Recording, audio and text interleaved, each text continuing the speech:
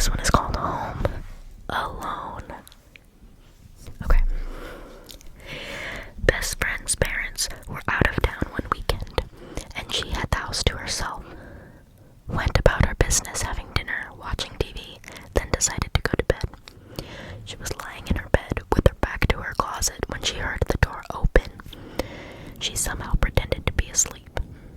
The man who was hiding in the closet walked around her bed to the side she was laying/facing, gently stroked her hair and face, and then left. She immediately called her boyfriend to ask him to come over, then called her parents and then the police. Long story short, this man had been getting into their home via a doggy door. They didn't have a dog and didn't bother to secure it, and he'd been living in a tent in the foresty area behind their home for months to creep on her. They found a ton of surveillance footage of her sleeping and pieces of her clothes and stuff. Is that the whole thing? Oh, it says, if I recall correctly, this happened somewhere in Alabama, most likely in the mid-2000s. That is insane. Okay, this next one is called Party Invite. A guy I was good friends with had a party one night and called me to invite me over. It was me and my wife's first day off together in a while, and our daughter was 2 years old. I mentioned it to my wife, and my daughter said, "No, don't go, Dad." Of course I can't resist, so I stayed home and we had a good night. My friend, however, had the worst night of his life. His party was going good and everything was fine, even though there was a friend of a friend there who no one really knew. Turns out the stranger had been smoking PCP and decided to start killing people. He took a butcher knife and slashed 3 people's throats. My friend's wife threw their kids out of a 2-story window and jumped out herself, took them to the woods and called the police. All of the people died. All 3 of those people. The police found the guy walking down the side of the road covered in blood and incoherent. He had no idea what he just did. Wow. I think he didn't go to the party. Okay, this one is the Wichita Massacre. Okay. H.G., the lone survivor of what would later be called the Wichita Massacre. She was a 25-year-old elementary school teacher at the time and had gone to the triplex, okay, where her boyfriend, Jason, it was just another science teacher her boyfriend lived with 2 roommates. Brad was a chemist and Aaron was studying to become a priest. H.G. settled in front of the TV and began grading papers when Heather Muller was a friend of Aaron's, and that person showed up. The 5 friends were watching TV, eventually retired to their various bedrooms. H.G. was woken from her sleep shortly after by a loud noise. Loud voices and the bedroom door being kicked open. The 2 perpetrators eventually gathered all of the persons in the residence and herded them to the bedroom and ordered them at gunpoint to sit. Many atrocities occurred as the hours went by, but in the end, H.G., after being shot in the head,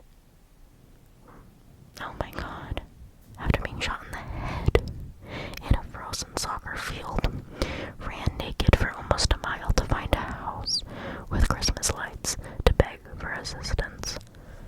That's terrible.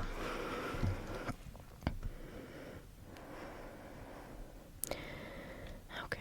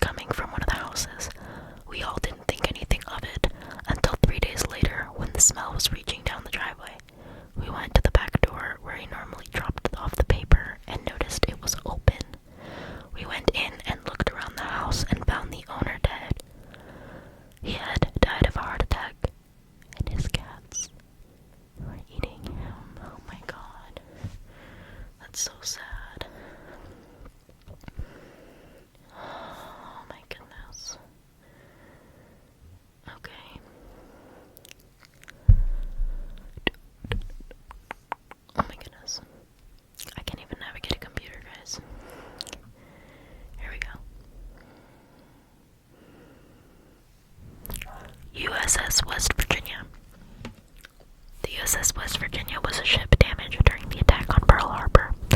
After the ship was attacked, the people on board heard banging noises coming from inside the ship. Turns out these noises were people. They were trapped in a room they were trapped in a room to where they couldn't be broken out of it because of the water that would seep in and drown them. And they couldn't be brought out from the top because the gases that lingered there were extremely flammable. When the vessel was salvaged 6 months later, the bodies of these 3 men were found. The other things that remained were empty cans of food and water in a calendar marked from December 7th to December 23rd. This means they were trapped in there for 16 days. They probably kept wondering if they were ever going to make it out, and then came to the realization that they may not be saved. They had fear of drowning in the tight little compartment of the ship. They had to face realization that you're going to die and the psychological torture that goes along with it. That is terrifying. So sad. Okay. Let's see here. This one is called The Creepy Chair Man. There was a guy in my town who stalked women at the furniture store. He would watch women pick out new chairs and he would just linger there and drop these strange comments. Like, that chair would look nice in my den. That's weird. Then one night, he followed the woman home. One of the women home. He sneaked into their living room and then waited for them to enter the room. He'd then jump out and surprise them. He'd yell, "I knew you took my chair," and he'd scream and chase them. This happened over the course of 5 years, and the local police never did anything because he was brothers with the sheriff. Oh my goodness. Women couldn't buy furniture by themselves. They had to start bringing in chaperones. Goodness. That's terrible.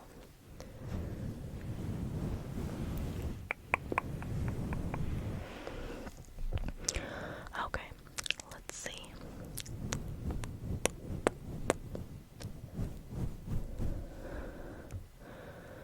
Okay. Oceanic predators. Marine biologists attached a tag to a 9-foot-long great white shark. The device measured temperature and depth to monitor the shark's movements.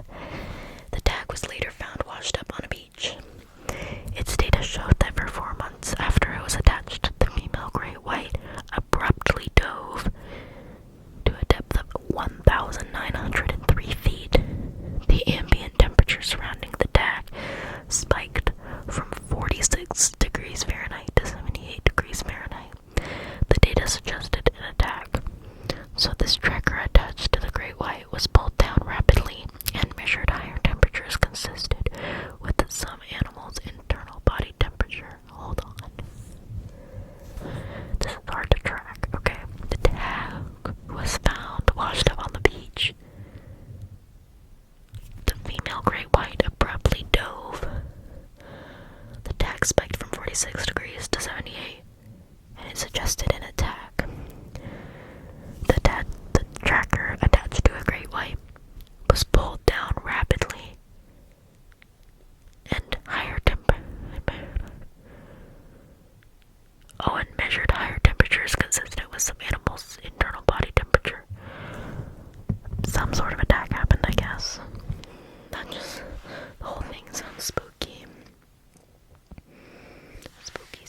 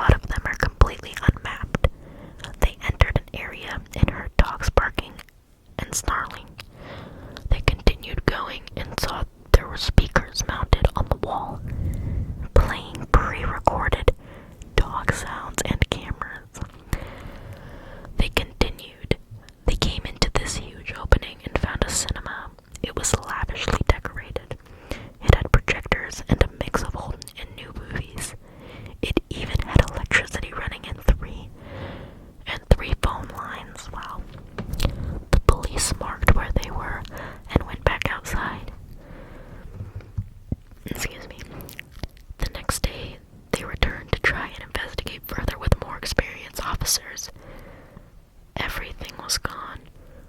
All the wiring had been ripped out. All the furniture was gone. All that remained was a note that said, "Do not try to find us." As far as I know, they never figured out who was there. Wow. That's crazy.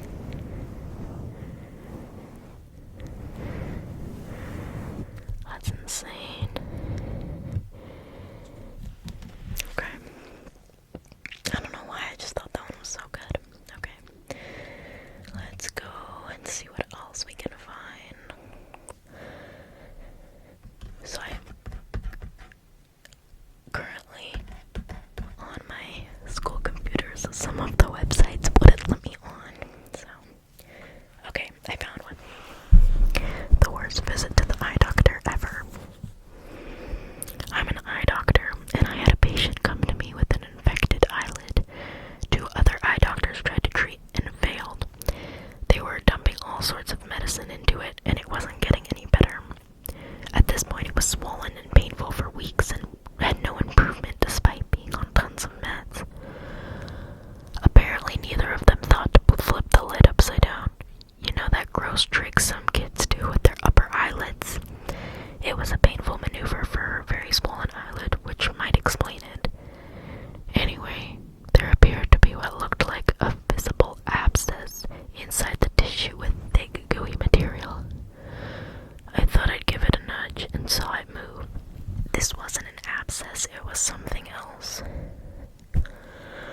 I managed to remove it quite easily in one whole piece. It was fly larva. The patient told me that she had a bug hit her in the eye a few days before she got this infection. I removed the larva, and within 2 days the wound closed and she is 100% recovered on a basic antibiotic eye drops. Yes, I do have the photos from this case for those interested. Wow, that's crazy. That is insane. Okay.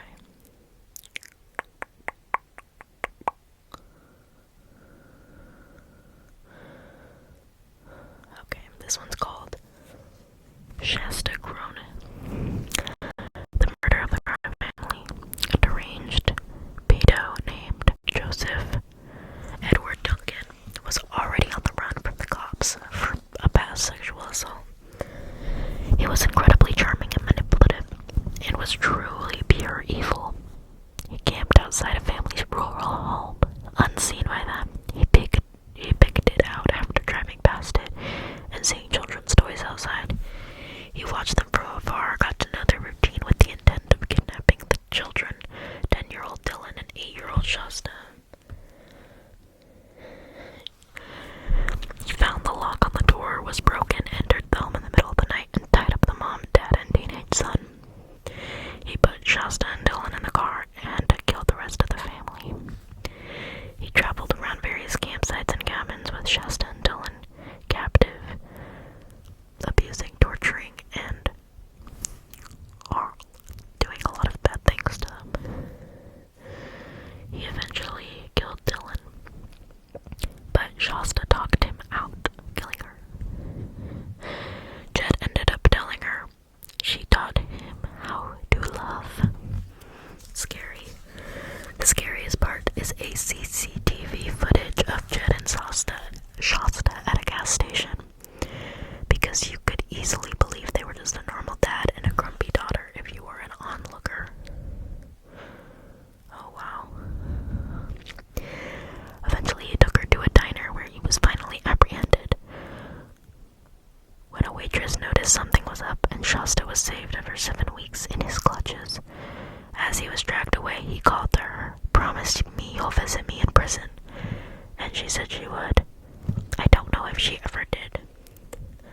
Jed was put on death row and found to be guilty of 3 previous murders.